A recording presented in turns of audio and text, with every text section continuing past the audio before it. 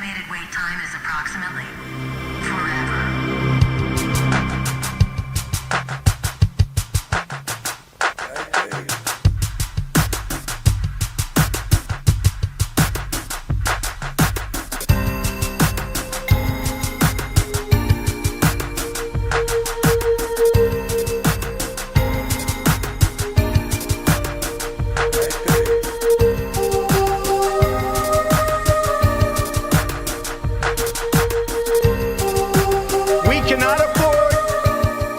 So politically correct anymore.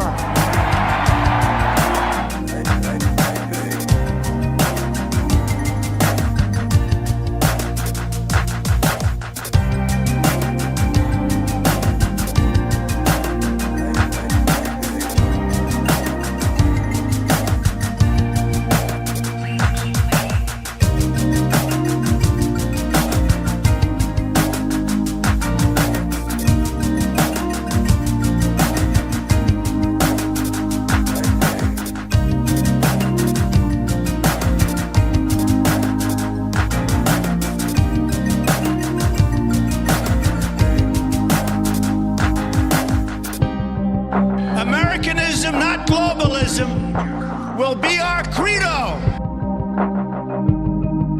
Please continue to hold for the next available representative.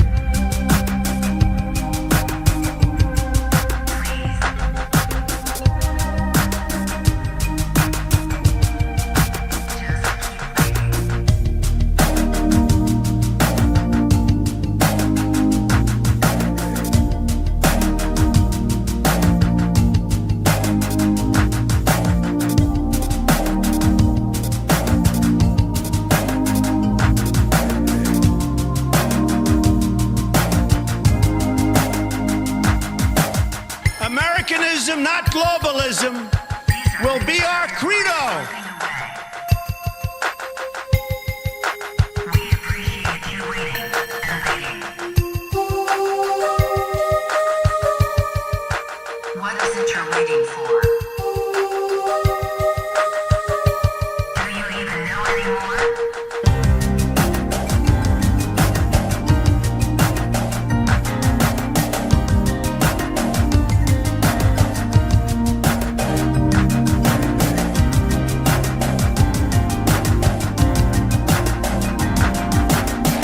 People who work hard but no longer have a voice.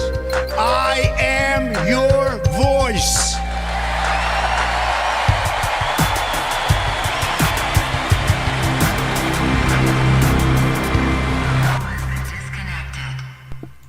Hello everybody and welcome back to a brand new live stream. We got a good stream tonight. We got a lot to talk about. Make sure you guys like the stream down below and make sure you guys subscribe so you could use live chat. We are 135 days away from the big election night, and we're 4 days away from the 2024 first presidential debate, the general election debate. And that is going to be absolutely huge because you see Donald Trump, Joe Biden, they're preparing for it as we speak. We'll talk about the debate prep. We're going to get to some calls in the Discord. If you guys want to call into the show, you guys can do so by joining the website. It's 16 cents a day.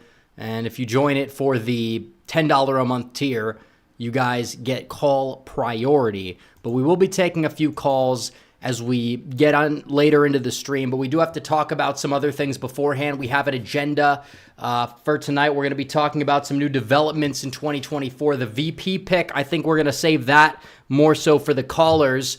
But there's been some other new developments. Debate prep. Joe Biden is currently, they're practicing from credible reporting. He's practicing standing up for the debate, standing up for long periods of time, which is a little weird given the fact that he did stand up during the State of the Union. And some people could say, well, he was on like some drug-fueled rampage, which is exactly what it looked like. But still, you would assume that they would be giving him the same thing. Trump said at the rally last night in Philadelphia, where he did a great job. They're going to give him a big shot in the ass, he said. And he's going to go out there and he's going to be all hyped up and have energy. But who knows, maybe they think that there's going to be some other concoction that they could dial up for Joe Biden. And then maybe at that point, they're going to be able to, I guess you would say, have to train him to stand because this concoction prevents that or something. Who knows? But either way, strategy, the debate strategy. The VP for Trump will likely be at the debate when we have 3 major people left. And then I think for a wild card, realistic wild card, a late riser, Glenn Youngkin, could it be him as well? You know, Trump likes to do this head fake kind of stuff. I don't think it's Tim Scott. I think he would have been on the final 4. Somebody like a Youngkin, I think, would be the 4th one. It's not going to be Vivek Ramaswamy. I know a lot of people like him. I understand why, but he was never really on Trump's radar. Trump doesn't want somebody that's going to come in and steal the spotlight. And I don't think you would want that if you are Trump. You kind of want somebody who's not going to be just trying to use the position to further their career and I guess you would say, seek office in the future. And when you have 2 like alpha males and they're both in the same position, you butt a lot. Yeah, you see a lot of headbutting. I don't think Trump really wants that personally, but I know why people like him. I just don't believe he's going to be, on the final list. He's already been in the ruled out section of Wikipedia. But these are the final 3. You have Doug Burgum, J.D. Vance, and Marco Rubio, all of which have some pros and some cons for sure. And then maybe you talk about a wild card, Glenn Youngkin. Could it be him? I want to put up a poll for the audience, and we can, I guess you would say, read the results when they're done. But we will put a poll up for the live chat, and we will look at the results later on in the stream after we're done talking about some of these topics. But preferred Trump VP pick of these 4, because some people will say, I don't want any of them, and they want somebody else. That's fine. I get it. They don't have to vote in the poll, or they could vote for their favorite and still prefer somebody else. But still, we have a few. We have Doug Burgum from North Dakota. We have Marco Rubio, which again, if this is going to be a change of residency, Rubio's going to have to do it quickly. So if that's the VP, maybe you could make a case that it is Rubio. I don't know, but he's made his decision, and Rubio's in the final 3. Then you have J.D. Vance. But I think Burgum probably, you could say, is like close to being the front runner. Conventional wisdom would say he's the front runner, unless it's somebody that we just don't know about, or it's somebody, like I said, a Glenn Youngkin. Trump is going to Virginia the day after the debate for a rally, and Glenn Youngkin, who is putting his career and popularity and future electoral success in Virginia on the line to try and pull Donald Trump across the finish line in the state of Virginia. We'll see if that happens. We'll see how it shakes out, but we are putting the poll up to a vote. Glenn Youngkin's winning the poll, actually, which is surprising, even though he seems to be like the dark horse, and Vance is in second, Rubio's in third, Burgum's in fourth. I think most people are going to be okay with the ticket, no matter what it is. People vote for the top of the ticket. They don't vote for the VP. Kamala Harris is going to be on the debate stage with this person. If you have reservations about whoever it is, when you put them up against Kamala Harris, you understand how this dynamic works. The people that are skeptical of the VP are going to come on board once that they go out there and gut Kamala Harris, which likely will be the case. But that's in terms of VP picks, they will be at the debate. The debate will be taking place. And in terms of the calls we'll get to later, we'll be asking about what should the strategy be for Trump in the debate? What would you tell Trump to do? If you were his debate prep coach, what would you tell him to do? I think that that's an important thing. I'll tell you what I think about it. I think if you're Donald Trump, you need to let Biden trip over himself, and you need to just come in with the facts. Trump didn't do debate prep back in 2016. People are mad that he's not doing like a mock debate. He didn't want to do it. And it's because Trump works better off the cuff, and that's true, but he is doing some debate prep this time. He wants to make sure he has all the facts in order. He's meeting with Republican senators. They're probably going to be like pressing him on something, and then Trump's going to go out there, in these meetings, and he's going to have to come up with a rebuttal, and they're going to perfect it, which is exactly what they need to do. They're going to be doing that. We understand it. CNN, we don't know the topics. Trump and Biden will know the topics. Biden probably even will know the questions, but is it going to be enough to get him across the finish line in and of itself in the debate? I lean towards no. Do I think that he's going to completely make a fool of himself? Probably not. I'm guessing it's going to be very similar to the second debate from 2020, which was a net positive for Donald Trump. And, Joe Biden, he talked more, he made a fool out of himself. That's kind of the blueprint. If Trump wants to go out there and interrupt Biden and bully him, back him into a corner, it's entertaining. I like it. We like it. But at the end of the day, I understand why some people would look at that and say, well, this is just hard to watch. And, definitely it's not going to make them sympathize with Donald Trump. Even though everything Trump said at that debate, which I rewatched yesterday morning, he was vindicated. He was vindicated on COVID. He was vindicated on everything. Biden's going out there saying Antifa's an idea. Oh, these people are disastrous. These people are disastrous. We have to defeat these people. Rewatching that debate, Trump obviously going out there, he's boisterous, he's a little bit belligerent, which I can empathize with because I was very frustrated as well. But, if you're an undecided voter, I could see why that may be able to turn some undecided voters or make them sympathize with Biden. Like, oh, Trump won't let him get a word in. It's not like, oh, what the hell? Biden's just rambling. Like, you look at Dr. Oz and Fetterman. Dr. Oz did not win the election, partially because the debate was so late, but he won the debate because he just focused on what he needed to focus on, and he let Fetterman talk, and it was the most, I don't know, you don't even want to bring that up because, PTSD, electoral stuff, but I will say that in terms of that debate, there was a clear winner, and Fetterman made a fool out of himself. And you could blame it on the stroke or whatever. Biden doesn't have that sympathy factor going for him. He's been at this for a long time. The media's tried to gaslight people. Biden is the sharpest he's ever been. He's the sharpest he's ever been behind closed doors. And it's like, well, why does this sharp Biden only come out behind closed doors? I think it's the opposite, actually. It is the opposite. People that understand reality are not going to be gaslit by this. The question is, are enough American people dumb? Are, Republicans, are they not going to, talk about the turnout rate, Republican-leaning independents? I feel more confident it's going to be higher because Donald Trump is on the ticket. You just better hope for high engagement. I think we're going to get decently high engagement as well. And part of that is because Donald Trump has a lot of money down the stretch. Biden's been spending a ridiculous amount of money. He has. He's been spending a ridiculous amount of money on ads. He's outspending Trump like 4-1, 5-1 in Pennsylvania. But you know what? It doesn't matter. They're depressed. They're expressing the quote-unquote depression. Biden's backers, they are seething. They're coping. They're doing everything in the book right now. And they're diagnosing, instead of diagnosing Biden with some cognitive decline, they're diagnosing themselves with depression because Joe Biden has front-loaded all this money in ads. He's the only one up on the airwaves, and his numbers are going down. How does that exactly happen? We made the jokes during the primaries about DeSantis, he announced, and then his numbers fell. Biden, his numbers are falling in a lot of key states, like Wisconsin, where he's the only one up on the airwaves. Pennsylvania, where he's the only one up on the airwaves. Trump maybe a little bit here and there. Maybe some Republican Senate candidates are up in the airwaves, even though they're getting outspent too.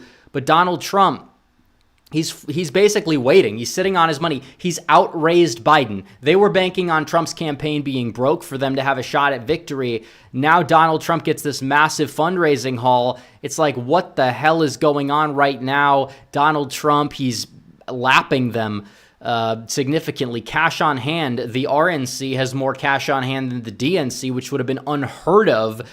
People were saying, oh, Trump can't win. The Republican Party is broke. Well, nope. Apparently Trump and his daughter-in-law and Michael Whatley, the Trump-endorsed candidate for the RNC, what are they doing? They're going out there. They're rebuilding the Republican Party. They're rebuilding the GOP. And not only that, they have the resources down the stretch. So the fact that nothing's changing now, summer response bias, you look at the polls, they're still unchanged. New poll came out today, CBS News, same result as the last poll.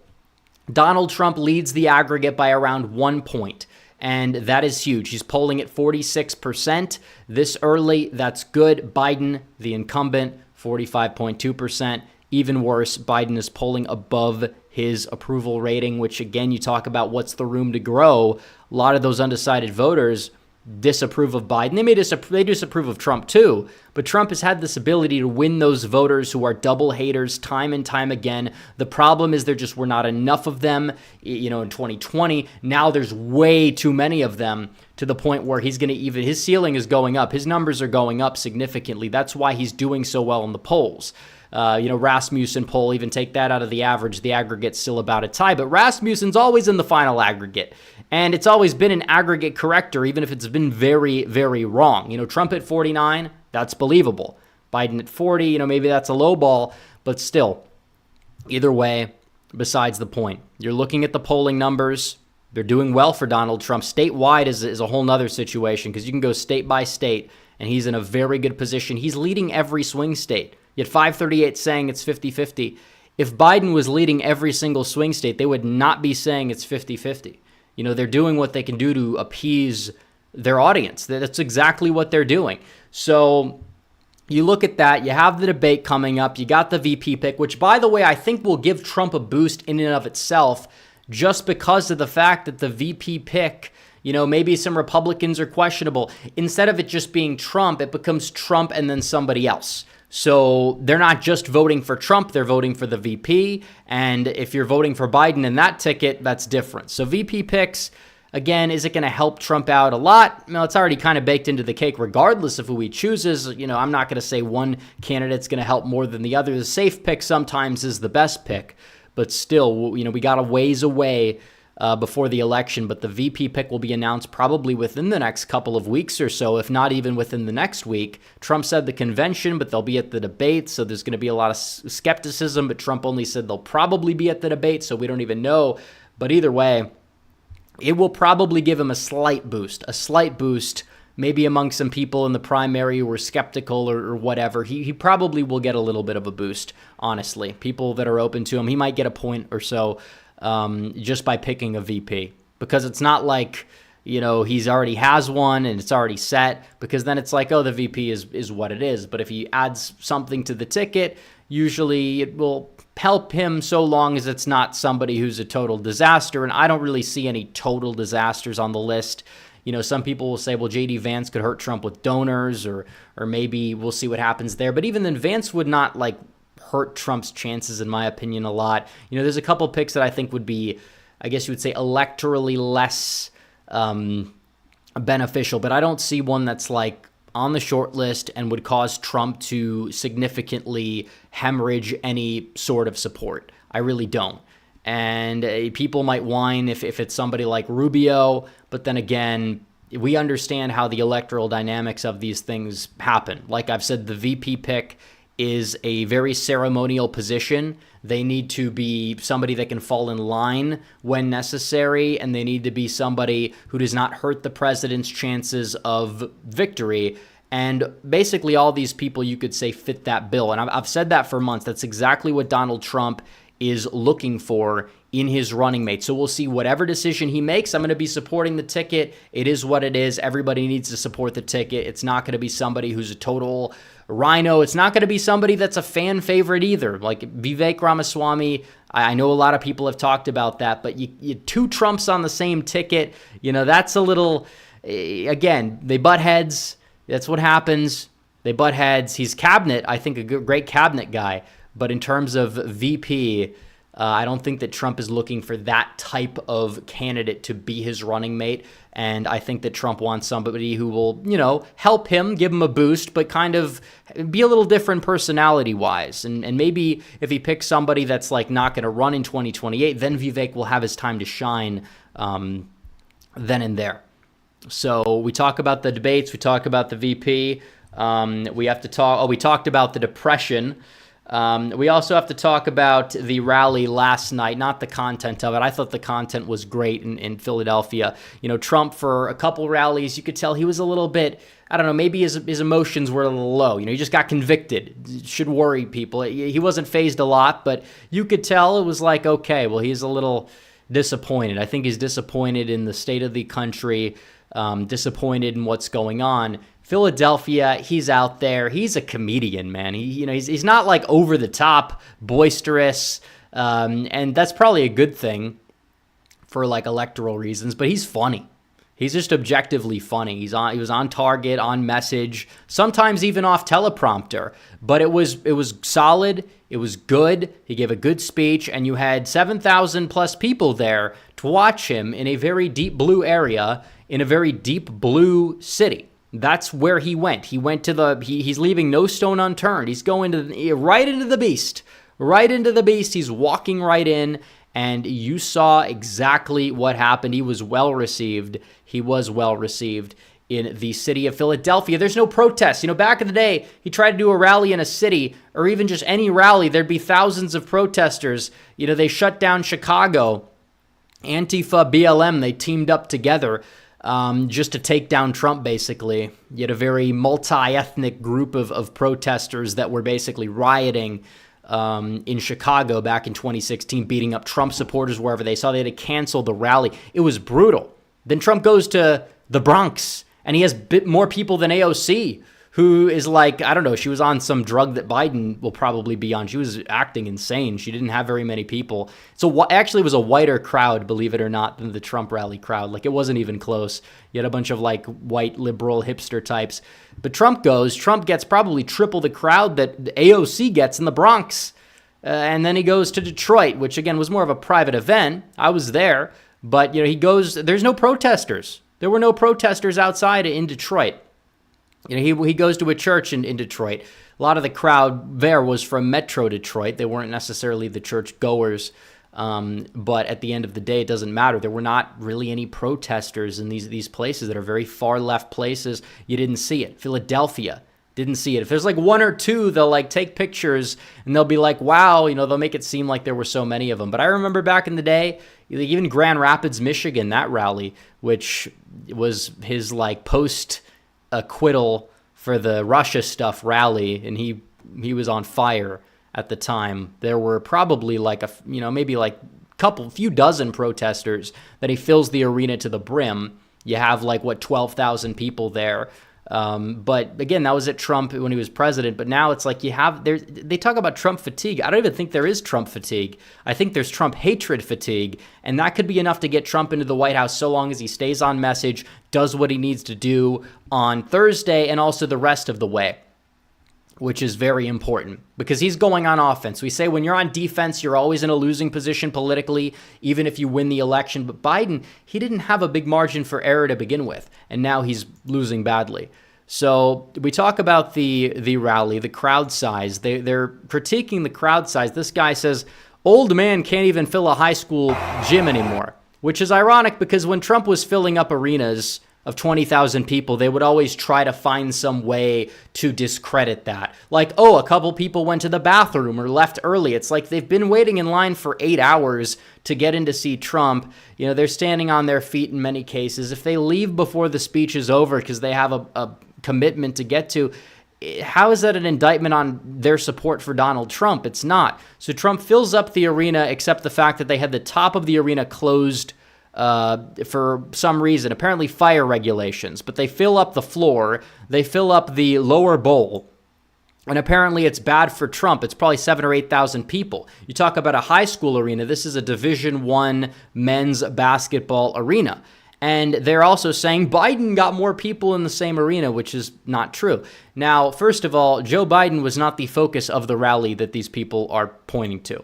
It was a Obama, John Fetterman, Josh Shapiro, and Joe Biden 4-person rally. And it was right the night before or 2 nights before the 2022 midterms. That's what they were doing. And you look at this and you can see, you could look at the arena. The arena's like 70% empty because, again, fire regulations. They filled in some of the lower bowl, or the upper bowl, but I'd say around 80%, like 90% or 80% of the upper bowl is cut off, and much of the lower bowl is cut off too.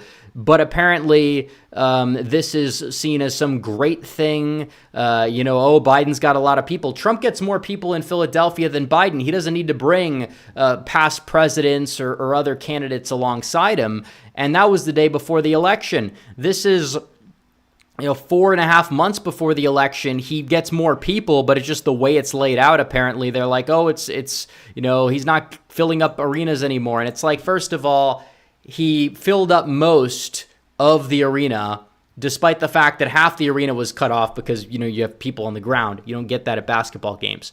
But on top of it, Trump got 100,000 people in the Philadelphia metro last month. You think people are going to go to every single rally that Trump's going to do in the area? Probably not. He's getting a lot of people. It's more than most of his rallies in 2016 had overall, more than in most of his rallies in 2020 as well, because, obviously they were kind of a little bit different because of the whole COVID thing. They had to do them like outdoors and airports, you name it. But you look at this and it's like this is a very good showing for Trump in a very blue city in a precinct that voted for Joe Biden like 93% to 6%. It was ridiculous in northern Philadelphia. But apparently it's bad for Trump. It's bad for Trump because we have to make up bullshit because we can't beat him on anything because this record that this president has is toilet paper that's been covered with a lot of different disgusting things, because that's exactly what it's been for the past 4 years. And if we don't win this election, we're not going to have a country. We need to win this election. We've said it before. I didn't really think that 2020 was the most consequential. Turns out it was very consequential.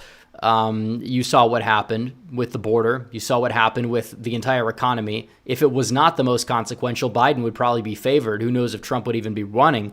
But the past 4 years have been an unmitigated disaster for this nation, and Trump is back. You have a revenge tour. You have scores to settle. This is what it comes down to. This is this November. This is our last chance, our last stand as a nation. If we cannot win this November, there is no America. There's not. We don't have a country if we can't win. Who knows if he wins, will we even have? That's another discussion, because it does take a lot. It's not like Trump can push a button and fix the nation. But you're going to have a much, much better shot to do that, and you're going to start to undo this damage, even if we just get the executive branch. The other branches, obviously you talk about Congress as a whole. We're going to get the Senate, the House, who knows? Probably, I assume if Trump wins, Republicans are going to get the House. But still, it's just absolutely insane to me what's going on right now. They have to make up other lies. There's more lies they're making up.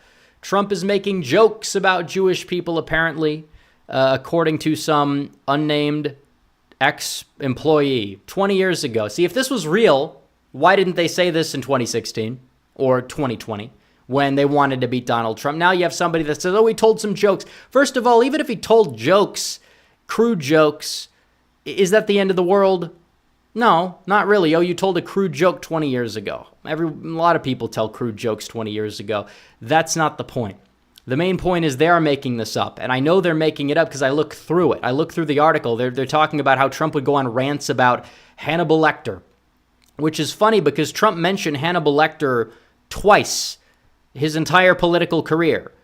Started once in 2023, flew under the radar, and then again at his New Jersey rally, and the media threw a temper tantrum about it. So you could already kind of tell that they're basically pulling things out of thin air, just like the suckers and losers hoax. Remember that? Because what they're doing for that is, Trump called John McCain a loser because John McCain insulted him. So therefore, we're going to take this quote and we're going to attribute it to Trump in a different way. And this is the same thing. This whole Israel-Palestine thing, they know Donald Trump, he's getting a lot of donors. They don't like that. They want the donors. They're not getting the donors. They have to make up lies. They're making up lies like this. Because they're losing people all around. Biden's pissed off every wing of this conflict. So this is exactly what they're trying to do. It's exactly what their angle is. Is it going to work? No, everybody knows it's fake. Everybody knows it's not real. It's just, and even if it is, it's just jokes. Who cares? He told a joke 20 years ago, apparently.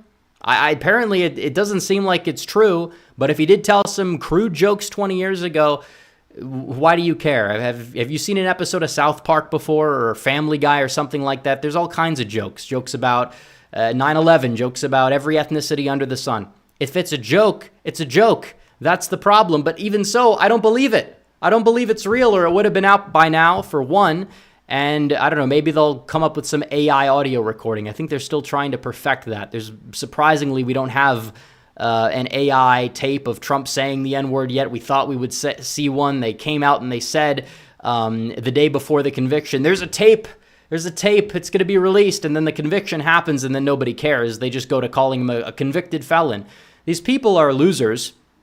They've got no lives. They're trying to bring down somebody that in many cases they're just jealous of. They're jealous of our billionaire president who is currently in the best political position of his life despite every single thing that they have thrown at this guy over the past 9 years. None of it stuck. None of it stuck whatsoever. And they're just scratching their heads like, what the hell is going on here? And they have nothing. They've got nothing. So they're going to make up a lot of things. We're going to hear a lot of fake stories about Trump over the next few months. But the more they make up, the less they stick. You would think that. I mean, obviously, you could say some people will believe him. Some people might not. Some people probably believe it and just don't care. And some things he's allegedly said, it's like, I don't believe it, but if he did, I also wouldn't care. But it is what it is. That's really what it comes down to. Lies, deception, deceit, lawfare, collusion. They're the ones colluding, not Trump. Trump didn't collude. They collude with everybody in order to stop Trump, and it just has not worked whatsoever. And they're running out of options because they've got 4 months to go. So the debate's going to be important. Everything else is going to be important. We're going to be getting to Super Chats. I think we got to everything that we had to get to so far on the stream, on the agenda.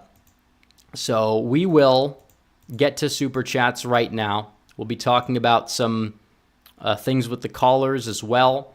When we get the calls, we're going to be probably taking the calls I'd say probably when we're done with the first round of Super Chats, and then we can go back and get any other Super Chats later on in the stream. But we have a few Super Chats already that we have to get to. We got 1,000 people in live chat. Make sure you guys like the stream. Let's get to 500. And make sure if you're watching and you're not yet subscribed, make sure you subscribe to the channel as well. But here we go. Johnny Heartdog for 10 says, greetings from the Alaska Highway. I'm near Prince George. I'll be on the start of the highway tomorrow. Pray for a safe trip. Unfortunately, I'm going to miss the debate. Again, pray for my trip. Well, good luck on your journey. I've never driven to Alaska before. I've been to Alaska before, but I've never driven to Alaska. So I've always kind of wanted to, but I mean, not through like the not through like the ferries through British Columbia, mainly through the like through Edmonton, going all the way. But it's a very long drive. It's like a week-long drive. I don't think I'll ever be able to end up doing it, but maybe one day if I have enough time. I don't know. But DH for 20 says LGBTQ and other groups are advocating for love and inclusiveness, but in reality, their aim is to gain power and disguise their animosity towards the majority under the guise of inclusiveness and love. Being called a bigot is synonymous with being called a smart, logical, and normal person, proud to be one. Well, again, yes, when words get overused, they mean nothing. You know, it used to be people would call things racist, all these words. They mean nothing now. They mean nothing. They hit it. These labels are left-wing slurs, and they originally were supposed to kind of mean something, even though they also were supposed to originally be used for the means that they are being used for. They were, in many cases, created by Marxists, communists, you name it. Either way, it's just a mess all around. I agree. If Mark Robinson, also another super chat from DH, if Mark Robinson wins the North Carolina race, could you see a possibility where he turns North Carolina into safe red state like DeSantis after he won in 2018? I think it's possible. I think that if he wins, it's going to be huge. I think North Carolina already, is similar to Florida in a way. The state party is doing a very good job turning a corner on its own. So if you have a governor in there that's strong, like Robinson, I think it's going to be Florida probably on steroids, one could say. Cameron Campbell says, I just voted early by mail in the Utah primary. I encourage everyone else to do the same in the primary in general. Staggs for Senate, Lyman for governor. We'll be live on Tuesday covering it, hopefully.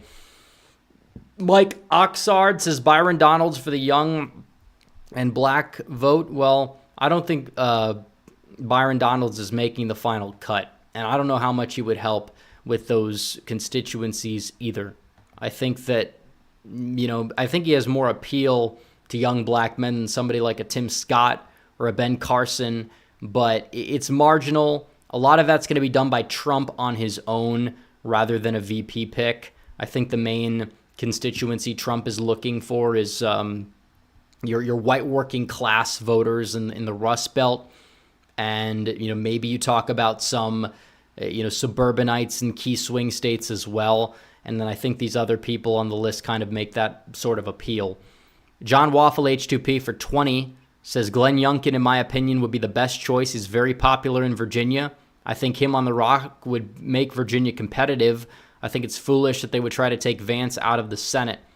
I mean, I tend to agree overall. I think that in terms of Youngkin making Virginia competitive, he could do it. And I think Vance, I like Vance probably the most out of anybody on the list, as a politician-wise. I don't think that him being in the role is, all that great. I'm not saying that Youngkin would be my pick, but would I be cool with it? Absolutely. I think that he would help in Virginia. I'm not saying he would, win it for Trump in and of itself, but he has a wide appeal. He's very skilled. He outperformed in the rurals, even the suburbs. He outperformed everywhere in the state of Virginia. Not a lot of people are capable of doing that, especially in a close election like that. And he did it. He outperformed every single county. Did very well. Won statewide. Could possibly get help Trump out in some of the suburbs nationwide. I don't think he'd be a bad pick at all. Now, 2028, that's another question, because I feel like you would be elevating somebody who does have some more establishment ties. But I mean, I've heard mixed things about Youngkin overall behind the scenes. Just because you hear things or somebody comes up in a certain wing of politics doesn't mean that they stay there or that they're owned by that. But there's just a lot to unpack. Chris Creative says Youngkin isn't a very strong Republican. The Dems keep eating his lunch in Virginia and ignoring his policies. He's the type of Republican Democrats like. So we have a dissident of the previous point in chat. I personally think that he's in a tough bind. There's only so much he can do. I don't think that he's the weakest governor. I don't think he's the strongest. But for having a Dem state house and a Dem state Senate, there's only so much he can do to begin with. So it's a mixed bag. I've heard good things out of people that live in Virginia. Some people tend to like him more than other people. I think he's a good governor for Virginia. There is the whole talking point about how does he do at the national level. That's a very, very good question. I do commend him for coming out here and giving Trump his support, but I can't blame everybody for being. Some people will be more skeptical. Like I said, there's not a single pick Trump could make that people are going to be completely cool with. But at the end of the day, they're all decent. You can make a case for each one. And we'll end the poll right here, right now. J.D. Vance won the poll, but he did not win with a majority. So do keep that in mind. I think that in terms of the likelihood of it happening, I think it goes Burgum, Rubio, and then Vance in that order. Then somebody else would be in fourth, but you never know. Trump is the king of head fakes. He always does this, and I think it's a good thing. He's throwing the media for a loop. He does a little trolling. He's done it his entire political career. Sam Madsen said, how would have Oz done if the debate was held before early voting? I think it would have done a lot better. The late deciders broke for him by 30 points. Or at least 20-something, according to the exit polls. So does that mean he would have won? I don't know. But if the debate was early, I think that, if there were multiple debates, I think that the odds of victory would have gone up significantly. Because you can't defend what you saw on that debate stage. If it's, you can't make fun of him because he had a medical condition, then that condition probably should mean that he should not be in the United States Senate. Just saying.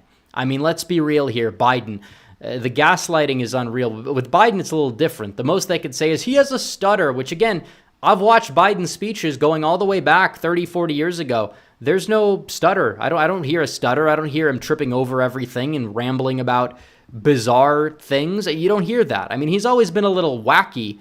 I mean, that's true, and he's always kind of been a little dim-witted compared to other politicians. But he's not in the mental state that he's in. He's in the mental state that If he was not, if he didn't have the record that he had, if he didn't exactly, if he was just a good person but a bad at politics, you would feel bad for him. But I don't feel bad for him because he's gotten himself into the situation he's in. You look at his track record, you can't feel bad for him. But if he was somebody that was good, but just happened to have disagreements, you would feel bad for him. You'd be like, what the hell are they doing to this guy? But that America just doesn't exist anymore. Moon Market for 10 says, bombshell. Red Eagle, did you see the head of Alphabet Dems of Maryland was caught sexting a 14-year-old boy with intentions to do the unthinkable? This is going viral all over X. It's disgusting. I did see it. I actually watched it, watched the entire catch before I prepared for this stream. And yeah, I mean, it's just disgusting. And you look at Reddit, what Reddit is doing is even worse. Reddit is censoring these posts. The people are posting about it, trying to warn people about it, and then they're just sweeping it up for this guy who's on tape. All the evidence points to it, admitting to doing all this. This guy is a lobbyist. He's active in the Maryland Democrat Party, and they're blaming the guy, apparently, who caught him, who I happen to kind of be friends with. I've actually been on a catch with him before when he was in Texas, when he was in DFW. Great guy.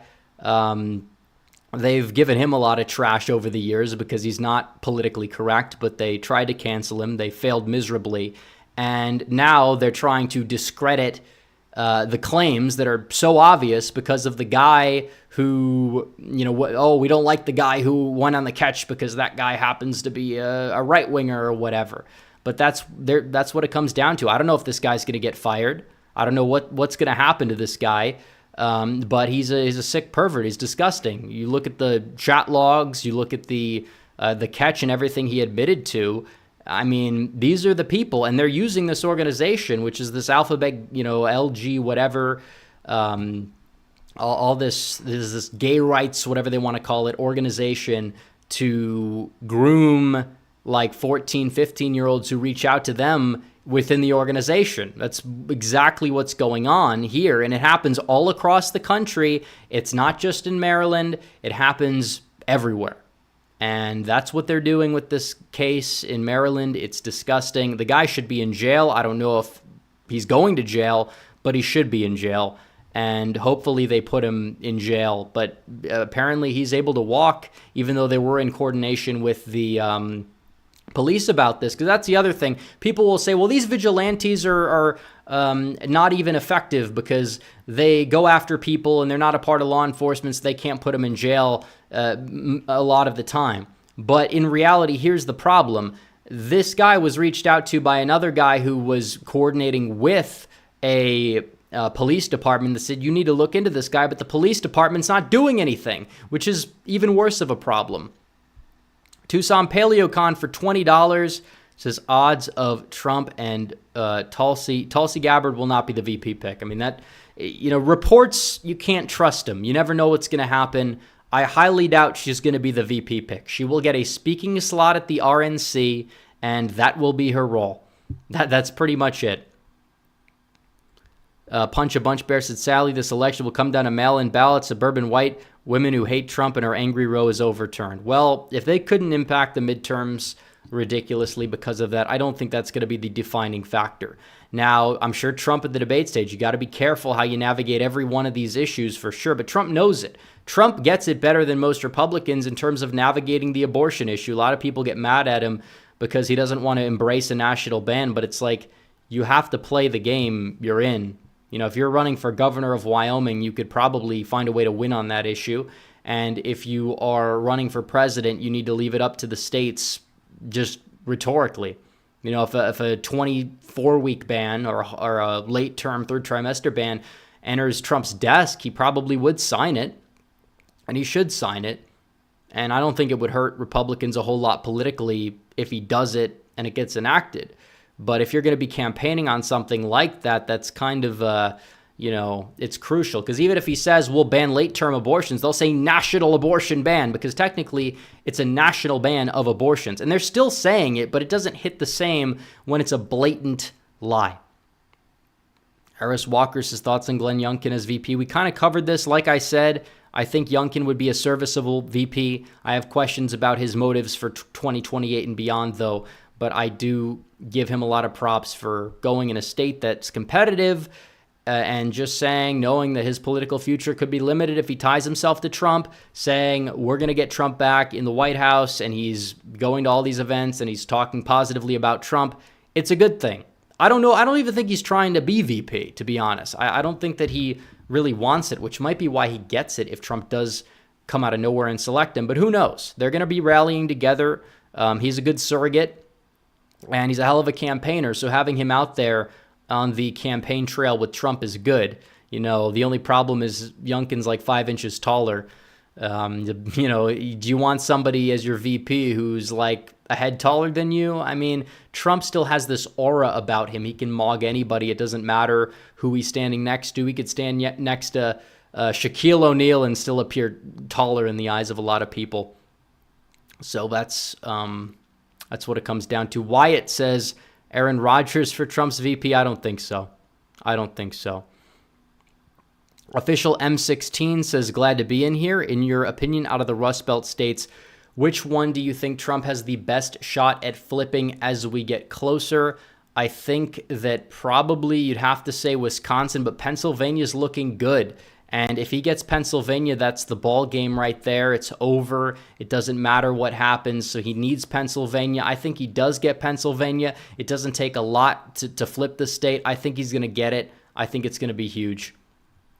M says Youngkin should run for Senate in 26. Well, we'll see what happens on that front. If you're in a Trump midterm, maybe he would not win.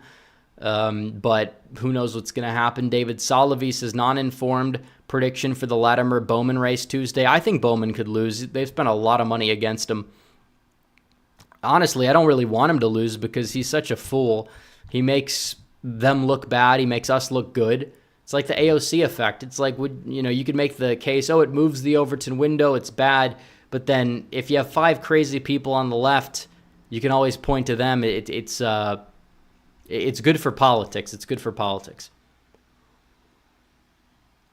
Security TV says Youngkin's the best governor Virginia's had in the last 80 years. I don't know if that's saying a whole lot, though, but you probably could be right. Colin DeVos is Grassley Senate Majority Leader. He's too old. He's too old. Michigan Nationalists says do a runoff poll since no majority, Youngkin or Vance. Okay. We'll do that. Just because you sent a super chat, we'll do it. And there we go. Official M16 says also out of the Rust Belt states, which one do you think Republicans have the best chance to turn red more in years to come? Love the channel. Thanks. I think Wisconsin, just because there's a lot of room to grow. The suburbs haven't really moved left. They might bounce back this time. We'll see. John Cordisco's Corner says if Trump wins and Rubio's the VP, still on the ballot for U.S. Senate, Florida legislature then picks the replacement, not losing a Republican Senate seat. That's another thing that needs to be considered. With Vance, you probably get a downgrade. I don't even know if everyone says Matt Dolan. It could be LaRose. It could be somebody else. You don't know who it's going to be. But even then, special election, you never know what can happen. Sherrod Brown loses this. He could easily win in a special election against somebody like a Matt Dolan, easily. Or a LaRose or somebody. M says, remember when Reddit employed a known pedophile? I mean, I don't really remember, but I would not be surprised if they did it. Manny says, will Burgum pick help Trump solidify Western Minnesota? I don't know, but he definitely has this, he kind of, I guess you'd say, has some sort of an appeal to, like, I would just say that he doesn't hurt you with any demographic. I don't think he hurts you. But how much does he help you is another question. I don't know. But I would not be upset with any pick that Trump makes at this point, unless it's completely out of left field. DH says Trump should pick a pro-crypto VP like Vivek. Well, Trump has changed his tune on crypto. Vivek would probably be best served as like a secretary of treasury or something like that if he's even able to get confirmed. But like that's kind of what it comes down to. If you double, because people will say double down for the VP. I don't think it helps you electorally if you put Vivek out there. maybe among some like hardcore libertarian types, but a lot of those people are voting for Trump anyways, or they're voting for the Libertarian Party, which is going to be like 0.2% of the electorate with this joke of a candidate that they're putting out there. But I think that in terms of advisors, I tell people this, VP I'm not going to say it's completely irrelevant, but compared to other positions like cabinet heads, like your attorney general, like whoever you pick for leading intelligence agencies, like whoever you pick for your chief of staff, your other positions like that, your immigration advisor, like those are the type of people that I care more about than VP. VP is, I think, largely a figurehead. If things go south, then, it's a little bit more than that, but still. Security TV for 20 says before in 2010, no one in Virginia cared if you were Democrat or Republican. You were a Virginian first. But like Caesar crossing the Rubicon, the Dems crossed the Potomac, and everything changed in Virginia.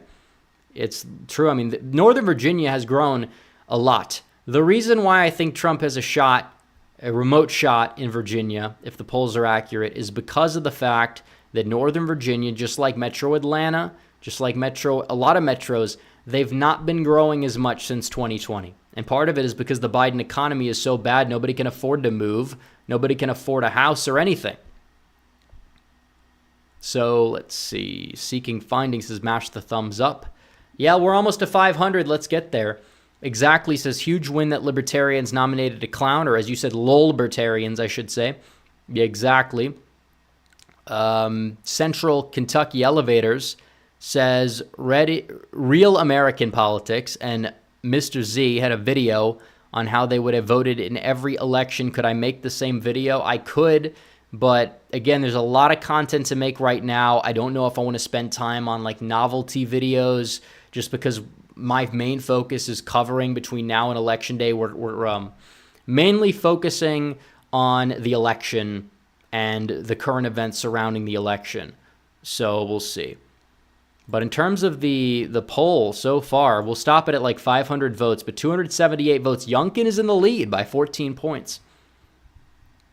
So that's interesting.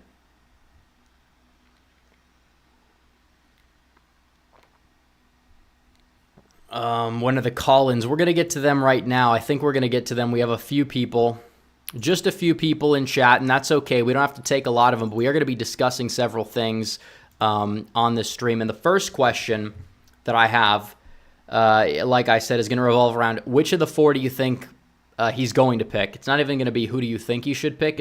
Or we could even do both. Whichever one you want to answer, feel free. And the other thing is what's your one piece of advice to Trump for Thursday? Debate prep coach. Be that debate prep coach in here, and we can go from there, and we can answer the people. So we got 1,000 people in chat. You guys want to join the stream for a call-in? You guys can do it by joining the what's it called? Join the Discord on the website. And here we go. We're gonna bring in. We'll start off at the top with Exactly, who just sent in a super chat. Exactly, you're there. You're on the air. How's it going? I'm good. I'm good. How are you? I'm doing very well. So, I've got a couple questions here, and the first one is about Thursday. We talk about debate prep. If you were the debate prep coach for Donald Trump, what is your one piece of advice that you will give Donald Trump for this debate? I think you have to let Biden trip over himself. I think he'll make a fool of himself. People were saying that the microphones cutting off would be a big deal for Trump, and I actually don't think it will be. He'll get what he needs to say in edgewise anyways. Like, let Biden make the mistakes. Yeah, I agree 100%, and I think that he's likely been told that, and I think he was told that before debate number 2. It's going to be interesting to see what Biden's strategy will be. But in terms of VP picks, in terms of who you want of the four, or maybe it's somebody else, and then who do you think he'll pick? I'll let you say what you think. I think it's probably gonna be Burgum. He's, like you said, the safe choice. There's nothing offensive about him to really any part of the electorate. But I'd rather have Vance. I know that it'd be risky with the Senate seat in Ohio, but I think you could squeeze on DeWine to make a pick that would be better for the state. I don't know how, but there'd be some sort of pressure you could put on him. Well, even Um, if he picked somebody like Matt Dolan, wouldn't be surprised if the aforementioned Vivek Ramaswamy, who is from Ohio, ran against him and somehow got the Trump endorsement and ended up winning. I mean, there's also that possibility for the Vivek crowd out there who really wants him to be VP, even though it doesn't really seem like he is the favored to be even considered at this point. But I mean, there's also that possibility. yeah, I think you have to double down. Like, you can't have anybody that the establishment isn't scared of as VP. Like, it has to be Trump's insurance. He has to have them, behind him the whole way. I don't think it's wise to put somebody behind you that could be even questionably squishy in any way. I mean, that's what a lot of people out there are saying. And Trump is definitely, I'm sure he's definitely weighing that to some degree, even though it seems like the perfect ideal VP who, checks all the boxes doesn't really seem to be popping out right now. But anyways, exactly. Thank you for coming on the stream. We appreciate your call. Thanks, man. All right, we're going to go to Real Texan up next. Real Texan, you are on the air. Feel free to unmute whenever. Hey, what's going on? Hey, so basically two questions tonight, as I'm sure you've been listening. The first one regarding Thursday. Everybody's talking about the debate, which is huge and also very early. But if you're Donald Trump's, you have his ear. If you had his ear, you're his debate coach, advisor, you name it. What one piece of advice will you give him? The previous caller said, don't trip or don't, I guess you'd say, let Biden talk, don't interrupt. What would your main piece of advice be? I mean, that as well, but I would also say go on offense. Biden's the one that's going to have to play defense, so. So you say go on offense, which again, I agree. I mean, that's the thing with Trump. You don't have to play defense if you're Trump, because if Biden's going to be attacking you on certain things, usually it's going to be made up things because that's what he's been doing. Or maybe he'll try to bring up certain things like all he can talk about is COVID or something like that. And, Trump can go hit back because there's whatever he'll hit Trump on, there's other ammunition to attack Biden on. So if you say go on offense, even when Trump gets put in a corner, there's so much ammunition where he can easily just go on offense and strongman his way to being the victor of the debate in terms of substance without having to interrupt him, which he can't even do because the mic is muted. But in terms of the other question, VP picks, who do you want and who do you think it'll be? Let me add another piece of advice. And I think there's going to probably be some bait questions about the 2020 election, and I think Donald Trump, he just cannot fall for them. Basically, just don't fall for the bait. So you're saying they're going to ask questions about 1/6, 2020 allegations of election fraud, shenanigans. That's kind of what you're saying with that. And how do you think Trump should respond to that? Because he can't come out and say, no, it was legitimate. You can't cave like that. But at the end of the day, if you lean into it too much, then it's that I don't think it adds any voters either. So I think that he's just going to, would you say stick to the stuff that's already been proven, like the big tech stuff, and then talk about how, you can't be sending all these ballots all over the place. What do you think his best answer to that would be? Because that's something I've wondered. Something like that would probably be best.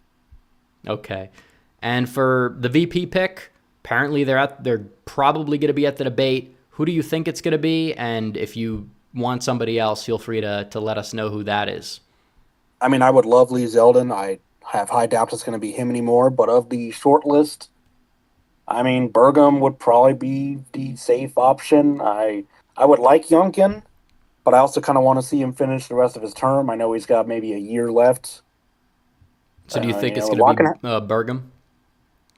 I think it'll be Burgum. I probably would prefer it be Burgum because his term is up. You don't really have anything else for him to do. Vance, I'd say on the issues, Vance is better. The issue is just, who's he's going to be replaced with. And obviously, you're not going to have Mike DeWine pick Vivek Ramaswamy. And I think true. even even if there was like a special election primary, Dolan would probably still win, even if Trump endorsed. Well, actually, I don't know. Well, Maybe Trump that's could still endorse up in the Vivek. air. I mean, he could. Maybe he would. Maybe he wouldn't. Who knows? Vivek could be. If Vivek is in Trump's cabinet somewhere, he probably wouldn't run. I don't know who else would jump in that race. Who even knows at that point? But I mean, that tends to be the common recurring theme. I think a lot of people, they're okay with Burgum. They may have some other favorite though, but they think that that's who Trump is leaning towards. It could be. I mean, we'll see. I mean, I'm okay with Burgum. I am skeptical about him in Yeah, his me too. past, but I probably would say, I mean, he'd probably just be another He'd probably just be like another Pence, but it's not like Trump's going to be running for a third term or anything. And I doubt Burgum would even be the nominee in 2028, even if he runs. Yeah, I mean, that's the other thing because, usually if you pick somebody who's high profile enough, you run the risk of coronating them as the 2028 nominee. Somebody like a Burgum, you don't really run the risk of doing that. Somebody like a Vance, yeah, I mean, I'd like I'd be fine if you could like push a button and say he's the 2028 nominee. Given what I know now, probably would do that because he's got good policy.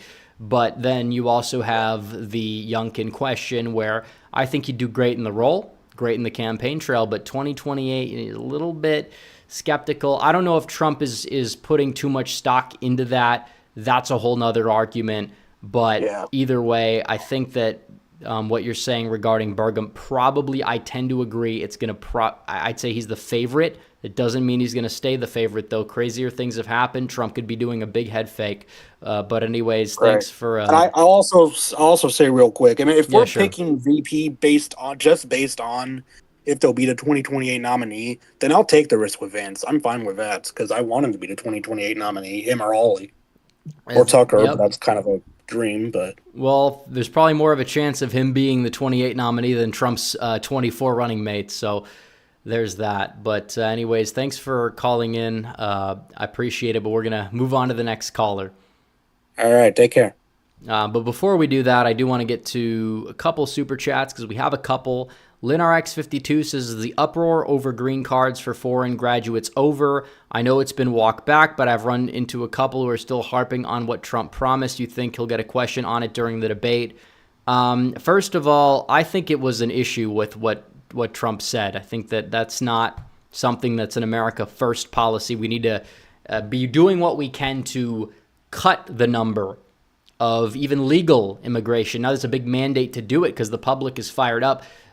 So I disagreed with him. I thought it wasn't great politics. But here's the deal. That's mainly an online thing. The people that are upset about that, and I guess I'm part of that sphere because I'm online. But it does seem like a lot of it does tend to be an online thing where a lot of people are upset. And online things can become mainstream. Maybe 20 years from now, the political climate would be entirely different than it is now. But as things stand today, I don't think that it really is going to move the needle for anybody electorally or even enough to be asked a question about it during the debate. They're going to talk about immigration. Biden's going to say, well, the border bill. It's like, but you just said that you didn't need Congress to do it, and then you did it. Again, all the copes on the border are insane. They don't work for Biden. They work maybe on dumb resist libs who are in denial about Trump having more than 200 people at his rally in Philadelphia. But still. Also, Bob KMIT says, do you ever watch Anthony Bryan Logan? I used to, actually. I haven't seen a video of his in a very long time, probably like a couple of years, if not even like 4 years. Don Wayne with 1776 says, life is hard. It's harder if you're stupid. Quote from John Wayne, therefore don't be stupid and utilize common sense and get out and vote for Trump. Well, thank you for the 1776, Don Wayne. Very patriotic number and quote as well. Evan Ware says, why not pick Don Jr.? Because most people, a lot of the public, they don't like dynasty choices. Now, if Don Jr. ran in the future and kind of created and crafted his own identity and still had the name, I think it'd be different. You're seeing kind of what's going on at the RNC. Laura Trump, she's doing a very good job. People now like her, even if they were skeptical. But if you're Trump and you're putting your own family member on the ticket, is that going to really win people over? They're like, why are you just creating a dynasty? You're giving, and again, you have to get in the mind of some of these more like undecided type of squishy voters. They'll probably see it as like, oh, well, maybe Biden's right. He does want to become a dictator. He wants a monarchy. And you don't really want to give them the monarchy talking point. So it's just, again, in a reality where it could work, you might say it's not a bad choice. But again, you kind of have to go around the public opinion with that. He's not considering Don Jr. for a reason because Trump knows it. Trump agrees with my take, whether people agree with it or not. So let's see. We have more people in chat. We're going to be going to... we'll go to on point politics. He was waiting the longest, I think, but he's currently deafened, so we'll wait and see. He's deafened. Okay, we can skip. We can go to New York. We can go to New York State. New York State, you are on the air. You can unmute whenever. I just want to say you should select Legendary Broly next. He was waiting longer. So okay. We can yeah. But in terms of the questions, if you are the debate coach for Donald Trump, Thursday's rolling around, what's your one piece of advice to him? I'd merely tell him, do what you did in the second debate in 2020. That debate was an obvious win, and it's pretty simple to just do what he did in the second debate. He could play the, kind of fake nice guy angle, maybe even a bit more, but he doesn't need to be that nice and, that polite. Just be like he was in the second debate in 2020. Yeah, I would actually, and this hasn't been talked about a lot, but he basically, Trump was in a debate this election cycle. People don't remember it as a debate because it wasn't billed as a debate, but it was the CNN town hall where he basically got in a debate with Caitlin Collins and won the debate there. But she was the one interrupting. She was the one being like belligerent, you name it. So that's an interesting strategy. You have to definitely play off the vibe of the room, but also, make sure Biden gets to get his word in because especially now, because back then, him talking, he was incoherent, but it has gotten a lot worse over the past 4 years. He needs to be talking. People need to see it and then go from there. In terms of the VP selection, of the choices, who do you think that Trump is going to select? Not necessarily your favorite choice. Mm-hmm. You can list that, but who do you think that Trump is going to pick out of the people that are listed in the short list? Well, the betting odds are with Doug Burgum, and I guess I'd go with him. But I wouldn't be surprised if it was Ben Carson. I think he'd be arguably a bit better because he has a more compelling backstory and compelling. So you think he's the real dark horse is Ben Carson? Yeah. I think there's a real possibility it's Ben Carson. I think it's either Ben or Doug. Yeah, a lot of people have been mentioning Carson. A lot of people like Carson. There are concerns I have, though. Do you think he's a little too soft? Because, I think that complimenting Trump's personality is one thing. I think that Trump is he's more chill now. And also, if you pick somebody too soft, some people could say that that's a little, weak if you're on a debate stage with Harris, who's like an attack dog. I think Carson wouldn't be as good as Pence was in the debate against Kamala, but Kamala just giggles uncontrollably, and it's true. If she tried to do the whole "I'm speaking" shtick with Ben Carson, I don't think that would play well for her. So I think Carson probably could still win the debate, even though he should speak a bit louder, but. I'm sure you'd agree that Carson probably would still out-debate Kamala.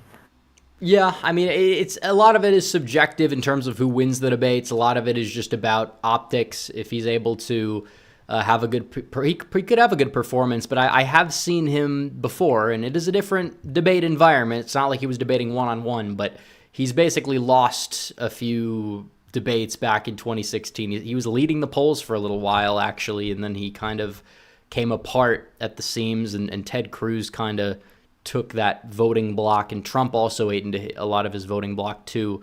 But anyways, thanks for calling in the show, by the way. I appreciate it. Have a great day.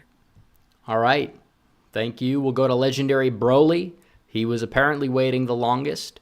Wait for him to unmute his microphone. He can unmute whenever. Hello? Yeah, I can hear you. You're Hi. on the air. All right, how do I turn the speaker on? I can hear Hello? you. Wait, can you hear me? Yes, I can hear you. It's just not Oh, on I can. Yeah, I can speaker. hear you too. Everything sounds good. So, Hi. so let's just say you're Trump's debate coach for Thursday. What's your one piece of advice? Is the first thing. The second thing is, who do you think his selection is going to be for VP? Everybody so So, far said Burgum, but we'll see what you have to say. okay, for the debate, kind of like what you said, I would probably tell him let just Biden spew out his BS. That's number one. Number two, this is a big one. Every time I feel like because Biden's going to mention how Trump's a quote unquote convicted felon. I feel like Trump can really use the fact that Biden has weaponized the DOJ, that there was actual evidence of classified documents found in his home. Another thing, too, I feel like he could also talk about the New York case, how it was biased, because apparently Judge Merchan, he was not in the roster for the 28 judges that were supposed to oversee the case, and he donated to a Democrat campaign. You So did. he could definitely use all of that against Biden. The weaponization of the DOJ, he could literally be like, "Hey, Biden, you want to call me a convicted felon? You're a dictator because you're persecuting a political opponent." Yeah, I think that I that's going to think he come should. up, and some people say that Trump shouldn't get out in front of it. I actually disagree. I think he should get out in front of it because that way he can set the narrative on it, and he needs to get out there and say, if Biden says something about democracy or whatever, say, you call me the threat to democracy, and he could just basically try to flip that back on But Biden. I think that yeah, would be what he should do, and I think he just will do like it. just like how in 2020 he would use the word like don't ever he used don't ever use the word smart with me. He would be like don't ever use the word threat with me. In this case, Yeah. don't ever use the words threat to democracy with me. Like that's what he would say. Yeah, you have no business. He could say you have no business talking about democracy or whatever. It just depends on how it comes up in the debate. The other question about the VP pick, who do you think that's I going to be, and you are you cool see, with it? so I'm in between. I feel like it'll be Burgum. I still think Tim Scott could be at play only because I know the polls are ridiculous, but I have seen the polls where Scott was leading. But at the end of the day, I do think Burgum would be the better, safer choice because he's low key. He's not seen as like a 2028 contender, and Yeah. I guess, he's people are skeptical on him, but he has gone out there with Trump and campaigned for him. He was in so when Trump did his Wildwood rally in my state, Burgum was there. I didn't Yeah. get to go, but Burgum did Um, campaign with Trump in the Wildwood rally. He's been campaigning with Trump, so I feel like that would be his choice. I feel like that's going to be the VP. do you think that because some people are going to hear what you say and they'll probably say, he campaigned with them, but for all we know, he could just be angling for the job, trying to one up him, try to be a snake. Just Yeah, saying. there's always that possibility. I'm never going to say there's not that possibility. There's always going to be that possibility. And that's the thing. Honestly, I want to go for the ticket anyway. I just want him to be careful, like with Burgum. Like I think he's the safest out of all four, but still, there's always going to be a chance that stuff could go sideways with the VP. Honestly, like I just hope that's not the case. And I do agree with people that are skeptical about Doug Burgum. Yeah, I mean, I'm skeptical too. You have the ties to big tech as well that are a little bit shady. Yeah. And also, I mean, there is like the talk about the aesthetic of him. And some people say that he's a little comes off a little sloppy. But again, if you're trying to appeal to like the average guy living in the Midwest, it's not necessarily a deal breaker as well. But who knows how Trump views him? Who knows? He also has like these interesting drawings of him, like it has like this interesting aesthetic as well. So maybe that could be part of the brand. I don't know. It's up to Trump to decide, but we'll really just have to wait and see. I agree. Yeah. I do wish it would be Vance because he could bring out some Rust Belt enthusiasm. Because I think the president of the Auto Workers Union and stuff, he went on, I think it was Fox recently. He endorsed Biden. Yeah. But he said that he knows most of the workers are not going to vote for Biden. He said true. that himself. And you think Vance appeals more just because Vance will make these verbal overtures to unions? I mean, he could. And he's kind of a businessman too. He is in the Rust Belt. That could bring out Rust Belt enthusiasm. So that maybe that could work. But at the end of the day, I'm not 100% sure. Okay. Well, anyways, thanks for your input. Thanks for calling in. I appreciate the call. Thank you. No problem. We have a super chat though. M says, "Does Trump have a deadline to change his residency?" I think he does, but I also don't think that he needs to. I think if he's picking somebody from Florida, I think they would be the ones to give up their residency. If it's somebody like Byron Donalds, I don't know how it works for the House versus the Senate. There may be no difference, but he's definitely got some place either in New York or Florida. I don't think you have to be a resident. You might not have to resign. You can always change again.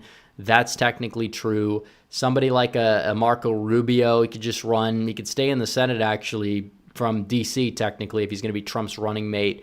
And his home state, I guess, would just be D.C. There's so many different loopholes to the system from what I've understood to the point where it doesn't seem as if Donald Trump in and of himself is going to have to be the one to change his residency. The other people are going to have to change their residency. So there's that. But either way, we'll have to see. No more super chats. We have a couple other people in chat.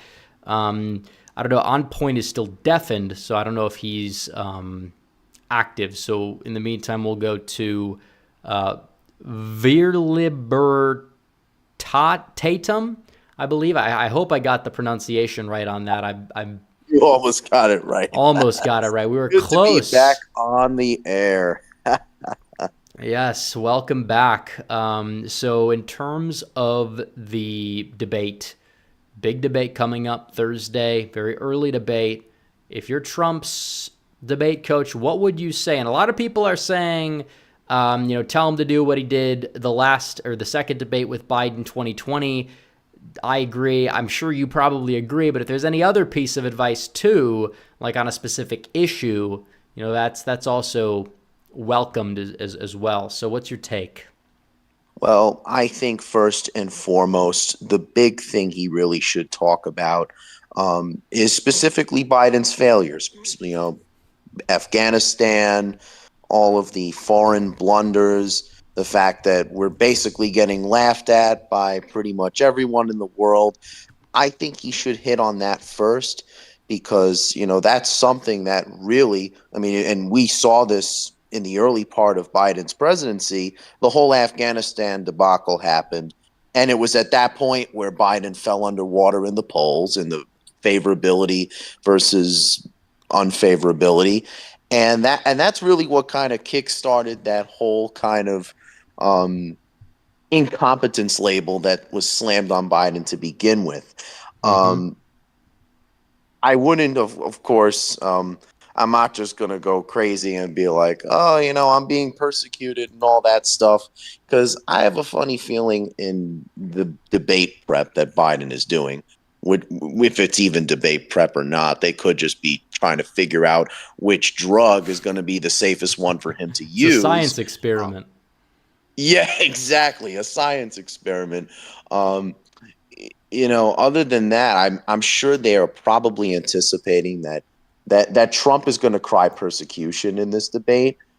I would just focus more on just sticking to the issues, sticking to what Biden has done wrong, and I guess in some ways what Trump himself would do instead. Of course, with that being said, if Biden does press Trump at all on the charges, specifically if Biden at any point tries playing the victim in this whole thing, I think Trump should flip it back on him and say, okay, Biden, where's your mugshot? I think that would be a hilarious troll if he does that. Yeah, I mean, that would be a great one-liner. I'm sure Trump will have one. Biden definitely is going to have a few of them. They'll prepare the one-liners for Biden just like they prepared the one-liners for Biden the last debate, like where he said, oh, you've never seen a suburb unless you took a wrong turn. Like, how many people did it take Biden to come up with that one? I have no idea. Probably at least half a dozen staffers that probably aren't even working with Biden anymore. But the other... And that's if his drugs work. What'd you say? I'm sorry? That is if the drugs stay...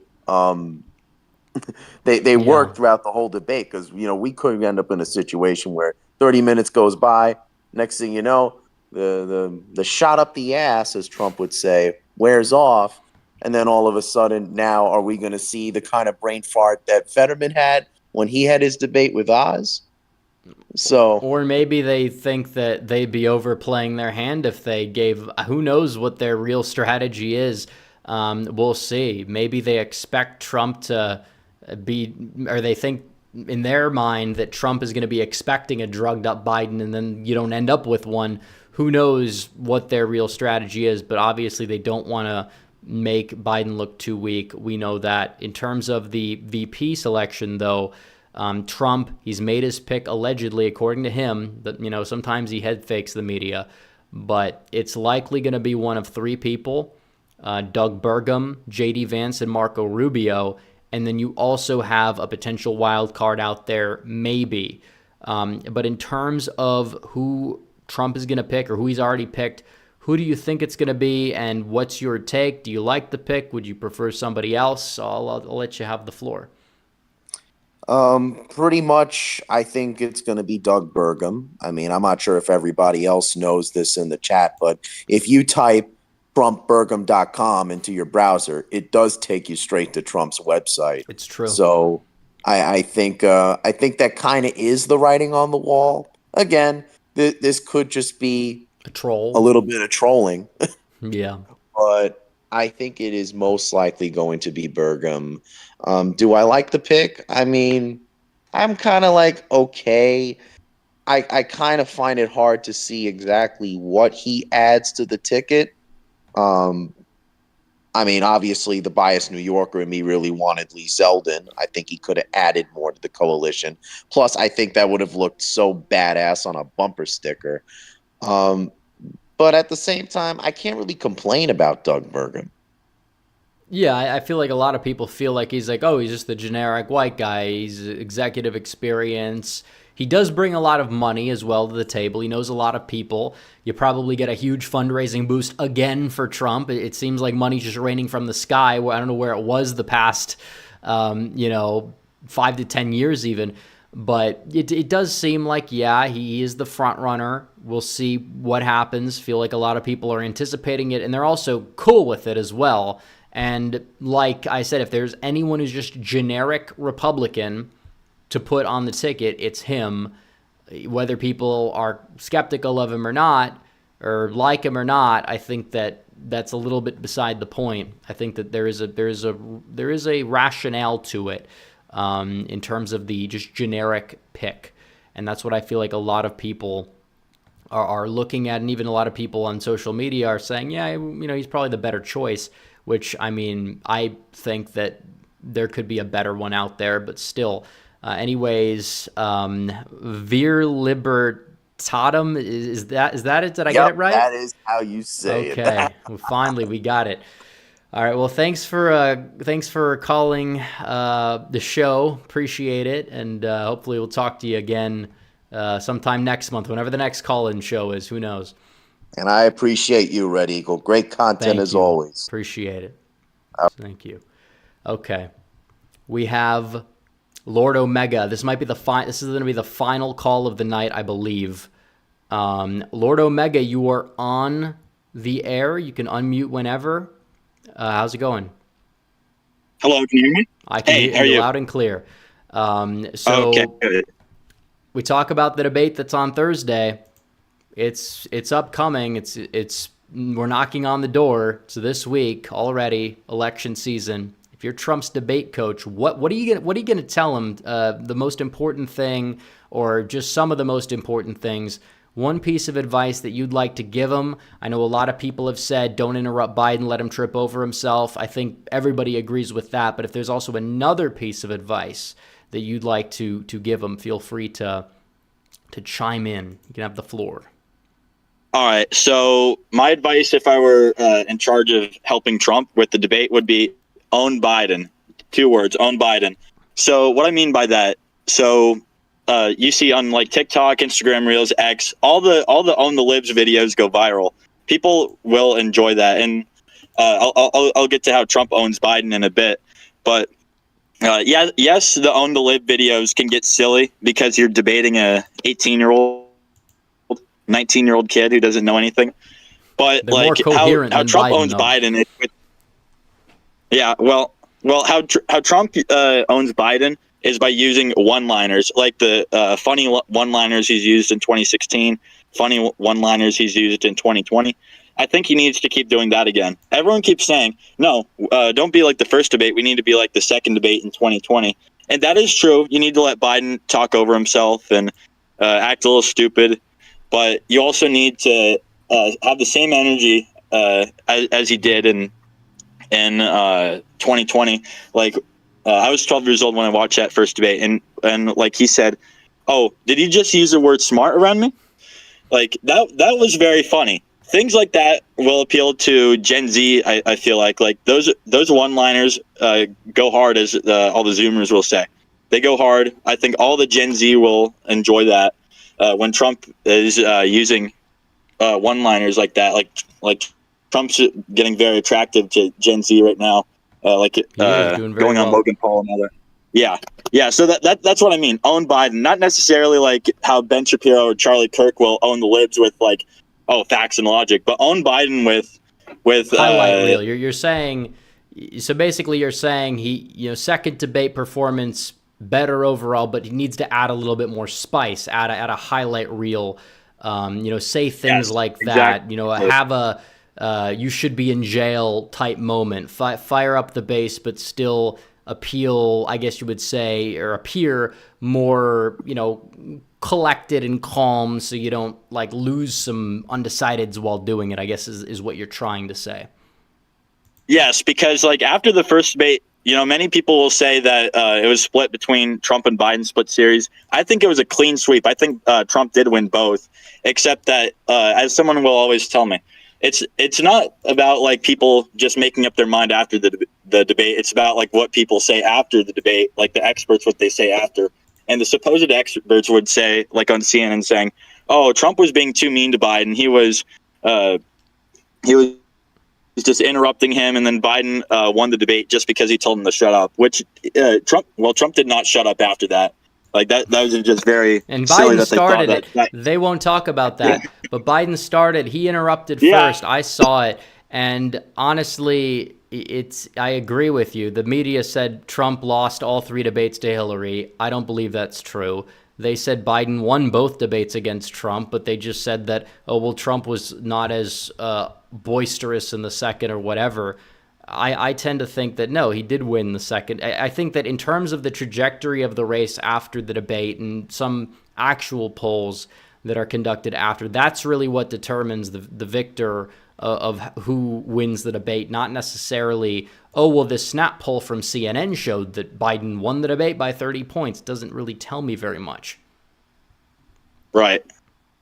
So, yeah, I mean, like I was watching Fox News and they were kind of hesitant to say like Trump won the first debate. And then like I think they all did say Trump won the second debate. So that's why I'm like referring to it as like a split series. But yeah. No, I agree. In terms of the political impact, Trump did go down after the first debate, even though who knows if it was to do with the debate. It could have been other stuff. Polling, was a mess back then too. But in terms of the VP pick, because we talk about other high-profile developments in this election, Trump has made his VP pick.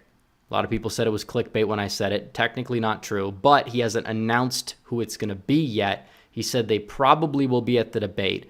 The updated shortlist is just down to Vance, Rubio, and Burgum, even though it seems like maybe there's somebody out there that isn't a part of it that could be the pick. Who do you think he picks, and what's your take on it? Do you prefer somebody else? Everyone so far has basically said he's going to pick Burgum. We'll see what you have to say about it. Well, ideally, I believe that ideally it wouldn't be any of those three. I've been saying since 2021 it should be like Ron DeSantis. I like DeSantis a lot, but he just goes and decides to be stupid in 2023, 24, run for president. So that's why he's out. But I actually think that if he didn't run for president, he would be the front runner for VP because he was very effective with getting things done. But I'm not really wild about any of the three. I think Doug Burgum, he's a little bit too old. He's going to be in his 70s by the time the term is over.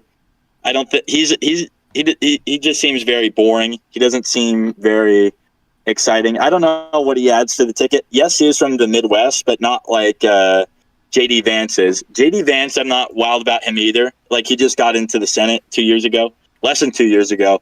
And I don't think he has the experience, but I would choose him or Rubio. Rubio, yes, there's problems with changing residency, although he can just change it to D.C. for a little bit, as everyone's always said. Who do you think he's going to pick, though? I mean, you've given a rundown, but who do you think, just if from Trump, what's your betting prediction on who it ends up being?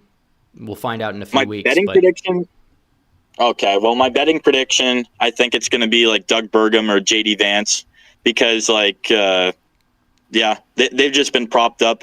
Although, in my opinion, I think it's very, I don't know. It's not the best idea because Doug Burgum, nobody ever heard of him before, and then he runs for president, and then he gets 2%, drops out. I don't know why Trump would want to choose him. Although I did hear the previous caller saying that if you type in TrumpBurgum.com, you go to Trump 20. Yeah, it redirects to his site. But it could be somebody just buying the domain. But Yeah. Well, I mean, and the other thing too, in my opinion, I like Lee Zeldin, of all people. Although he's just very much a wild card. You threw out the wild card, Glenn Youngkin, and I think yes, you need electability, but I would not want to just get 3 points closer in Virginia just to have someone like that you're not really certain is entirely loyal. I think when Trump gets into the White House in 2025, yes, VP is very overrated, but you need people that will back your agenda.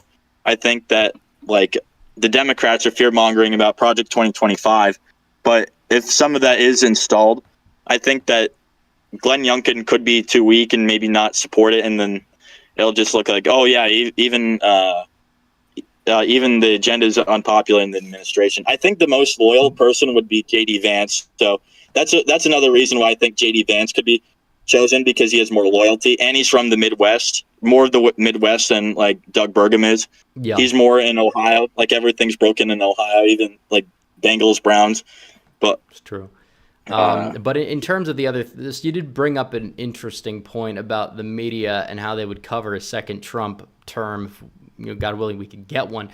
It is also true that this is something that just come to the realization of.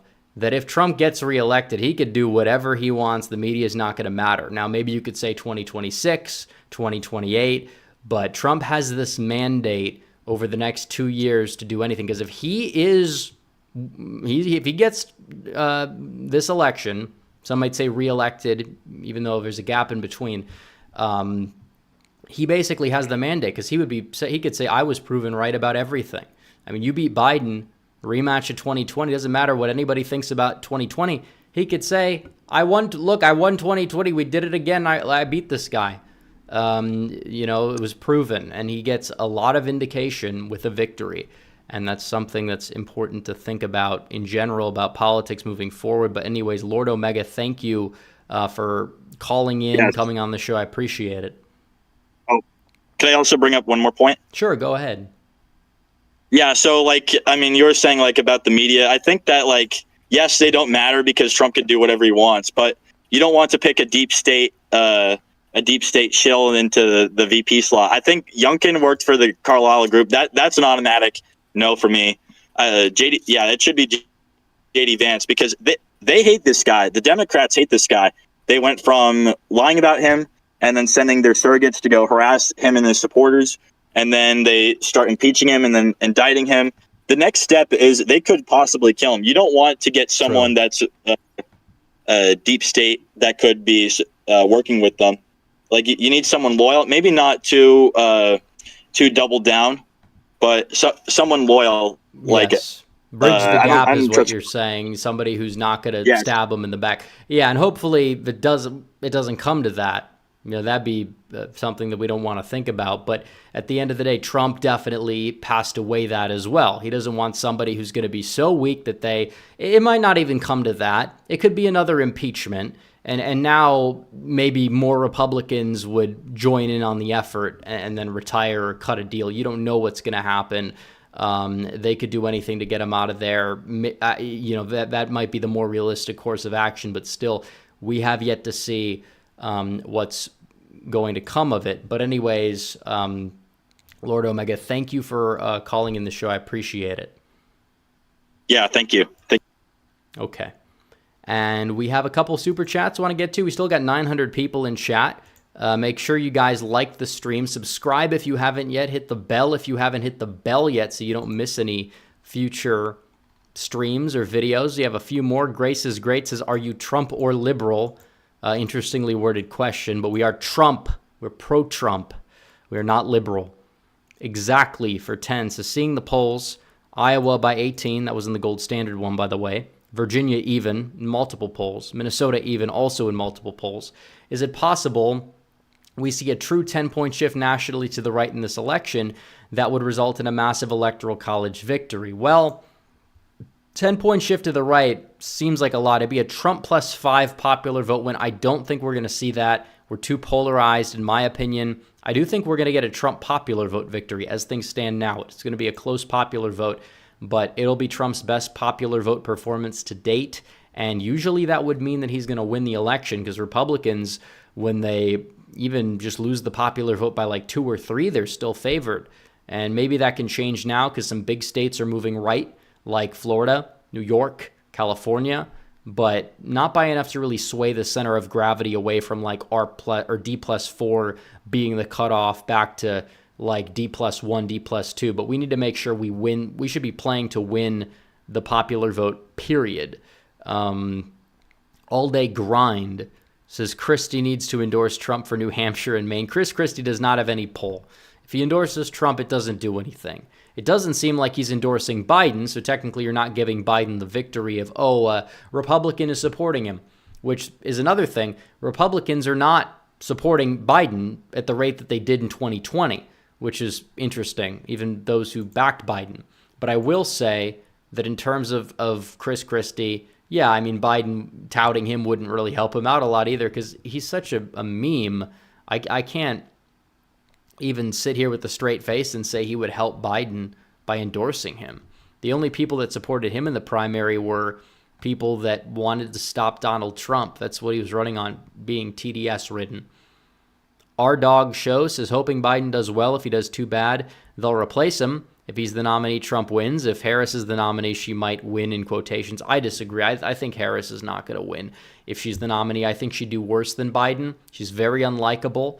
I mean, I don't know who they could replace Biden with that would give them an electoral shot.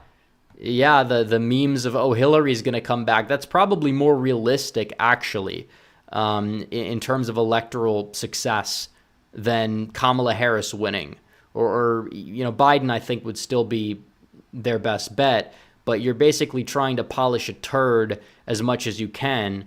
And Donald Trump, 2020 election, COVID was a big issue, BLM was a big issue. Trump's been vindicated on literally everything regarding that. And, he wasn't even that much of a COVID skeptic. He was attacked by all these crazy, Trump derangement people on the DeSantis side in the primary just because of the issue of COVID.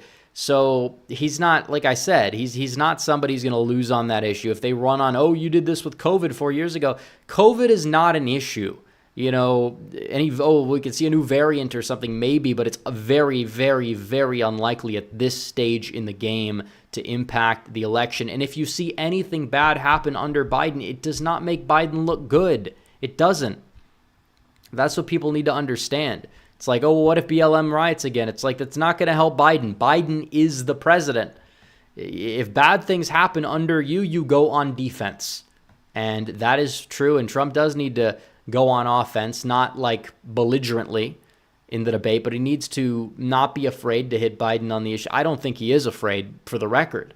But we'll see. We're going to be talking about the debate more on Tuesday, when we're going to be streaming some primary results down ballot as well, and then we'll go live after the debate on Thursday. We will not be streaming the debate, but we will be streaming directly after the debate, and we will be live discussing it. I'll be taking notes. I don't want to stream the entire debate. We'll do it just like we did the State of the Union, which is a very good stream. We had over 1,000 or 100,000 people stop by throughout the night during this or after the State of the Union. So this will be the last call for Super Chats. If you want to send one in, you got to send it in right now, or I might not get to it. In the meantime, we could look at regular chat for a few minutes, and we'll probably end the show in a couple minutes, probably around 11:30 Central.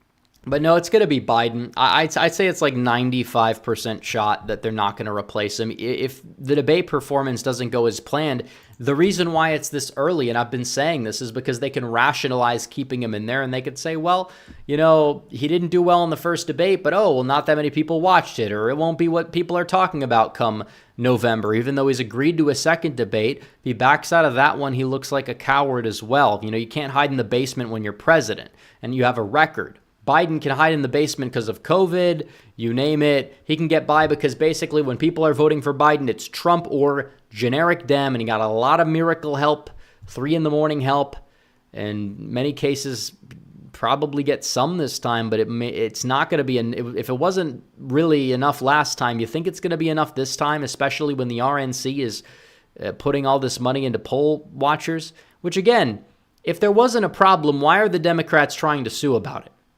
If there was no problem about it, not saying that there's this widespread, it's every vote, whatever. I'm just saying, if there wasn't concern or legitimate reasons for being sus about this stuff, why are Democrats coping? Why aren't they just laughing at Republicans for wasting their resources? Oh, you're wasting your resources. Look at you. Look at what's happening. Why are they saying this is voter intimidation? Like, why would they do that? Because honestly, there is some stuff that goes on. I don't know the full number. I don't know the full extent. But when we have to beat whatever it is, it's not sufficient enough to say, this is a very winnable election regardless. We got to go out there and win this thing. But it is true. There's some shady stuff. And Trump is right. There's shady stuff in the election. You rewatch the debate from 2020, you see it. Trump called it out, and he was right, and he was in many ways proven right. So many people just decide to ignore it, and I understand we can't let it define us. But at the end of the day, there are problems, there are issues, and we have to play the game and win. So, random guy says Trump should pick Tulsi for the best shot at winning. He could always replace her after the election. I don't know. I don't. I mean, what does she bring to the ticket other than, oh, she's a woman, but she's also a former Democrat? I mean, her as a surrogate is probably a better role than her as VP, because a lot of conservatives don't trust her, and you don't want to lower the enthusiasm in the Republican electorate. Although I would like to see her debate Kamala Harris again. Kamala Harris would probably skip the VP debate at that point, but I don't know. It's not going to be Tulsi. Central Kentucky Elevator says Peter Meyer and Chris Christie may be rhinos, but what about Lowell Weicker and Charles Mathis? They were much worse. I don't know. I guess those are past politicians. I'm sure they were. I have no idea. It's hard to get worse than Meyer and Christie at this stage in the game, but what can I say? We'll be monitoring the debate run-up. We don't have any rallies, Trump rallies happening beforehand. He's got to be, and he's going to be preparing for the debate. He's going over things. He's doing a good job out there so far.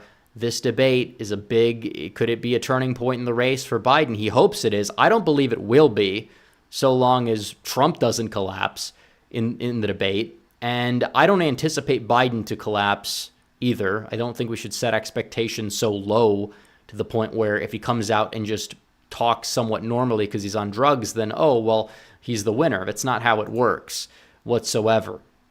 So Trump he is taking it seriously. He doesn't need to over-prepare. And I don't think it's going to move the needle much. But then again, with the RNC in July, you get another potential bump. You get more positive media coverage. The sentencing thing, who knows what happens there. Trump, either way, likely gets a big fundraising boost out of that combined with the RNC. It's insane. Somebody says, of the three more mainstream news media outlets, what do you think Trump had the best performance on? Dr. Phil, Logan Paul, or All In? Besides the worker visa thing, I think he did very well on All In. I loved his Dr. Phil interview. Logan Paul interview was decent too. I thought he did well across the board. I thought he did well, but I think the Dr. Phil one was probably the most watched, the most consequential. So I think, to sit down for 90 minutes and basically be psychoanalyzed by somebody who basically is a professional TV therapist, I thought it was very good. He reaches a wide audience that way because there's a lot of people out there. To have somebody like Dr. Phil in your corner, regardless of whatever you think of him, he's not really all that political, but he's, I guess you'd say, culturally more right-wing than at least he used to be. I think it's a good thing. He has influence. The fact that you have people of influence that are not just staunchly in the corner of the left you're breaking the system. You're breaking the mold. It's good. We'll see what happens. But anyways, we will be ending the show. I appreciate all the super chatters, all the callers. Thank all the people who tuned in. We had a lot of people here tonight, and it was a good Sunday night stream, especially for a late stream. But we will be ending. You guys can get some rest, and I'll be back with a video tomorrow, and I'll be streaming again on Tuesday. So without further ado, guys, make sure you like the stream down below, subscribe to the channel, hit the bell so you never miss another video or stream. You can follow me on social media. The links are all in the description down below, and I will see you guys in the next one.